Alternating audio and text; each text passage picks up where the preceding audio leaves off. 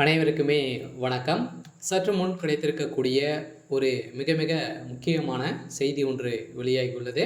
சற்று முன் அதிமுகவின் ஆலமரம் சரிந்தது, போலீஸ் குவிப்பு, இது மாதிரி செய்திகள் வெளியே இருக்கு. இப்போ பார்த்தீங்கன்னா சதுரடியாக வருகின்ற சட்டமன்ற தேர்தலுக்காக அனைத்து எதிர்க்கட்சிகளுமே பார்த்தீங்கன்னா அயராமல் உழைச்சிட்டு இருக்காங்க. ஸோ இந்த நிலையில் இப்போ பார்த்தீங்கன்னா திமுகவுடைய ஆலமரமாக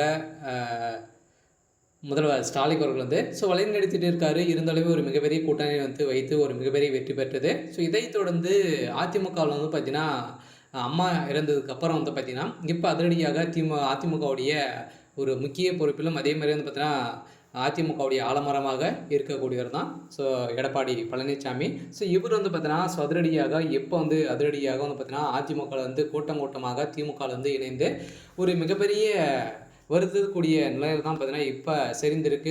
இப்போ அதிமுகவுடைய நிலை என்ன அப்படின்ற ஒரு மிகப்பெரிய கேள்விக்குறியாகவே இருந்திருக்கு. ஸோ இதை பற்றி இந்த வீடியோவில் நம்ம முழுமையாக பார்க்கலாம். ஸோ அதுக்கு முன்னாடி நம்ம சேனலுக்கு இப்போ தான் நீங்கள் முதல் முறையாக வந்திருக்கீங்க அப்படின்னா மறக்காமல் நம்மளுடைய சேனலை சப்ஸ்கிரைப் பண்ணி சப்போர்ட் பண்ணுங்கள். ஸோ வாங்க வீடியோக்குள்ளே போகலாம்.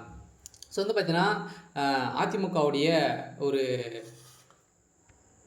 ஆலமரமாக இருக்கக்கூடிய எடப்பாடி பழனிசாமி அவர்களும் பார்த்தீங்கன்னா வருகின்ற சட்டமன்ற தேர்தலில் ஒரு மிகப்பெரிய கூட்டணிகளை வைத்து ஒரு மிகப்பெரிய வெற்றிகள் பெறுவோம் அப்படின்றத பார்த்தீங்கன்னா வாய் மேலே வாய் விட்டுட்டு இருந்திருக்கக்கூடிய நிலையில் அவருடைய வாய்க்குழுப்பாலே பார்த்தீங்கன்னா இப்போ அதிரடியாக அதிமுகவே கலையக்கூடிய அளவிற்கு இப்போ சம்பவம் மேலே சம்பவம் பார்த்தீங்கன்னா அதிமுகவில் நடந்திருக்கு. அதிமுகக்குள்ளே உட்கட்சிக்குள்ளே நிறைய மோதல் இருக்கு இல்லையா. அதிமுக சுக்குநூறாக உடைஞ்ச காரணத்தின் அடிப்படையில் தான் 2021 தேர்தலில் ஒரு மிகப்பெரிய தோல்வியை அடைஞ்சது.